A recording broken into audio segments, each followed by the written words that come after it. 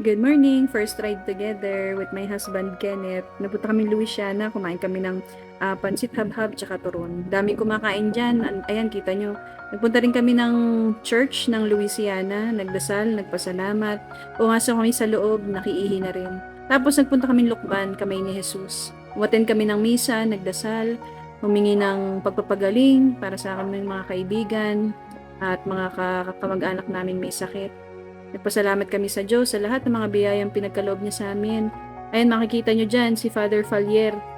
Winawagayway namin yung mga oil at saka yung mga panyo at humihingi ng kagalingan para sa mga karamdaman. Ayan si Kenneth, umakyat kami dyan sa pinakataas ng kamay ni Jesus. Ang taas niyan, halos napakaraming steps niyan. Nakakapagod pero sulit naman. Ayan, pawis na kami dyan, sobra, pero picture pa rin kami. Kaming dalawa lang yung ang nag-rides ngayong araw na to, pero sulit na sulit talaga. Bumaba na kami niyan, nag-picture. Kita nyo naman, ang ganda, ang lawak ng kamay ni Jesus. Yan, first time naming mag-ride together, kaya sinusulit namin ng bawat minuto. Kumain kami sa Buddies, sa Lukban, sa Bayan. Ang sarap, panalong-panalo mga pagkain dito.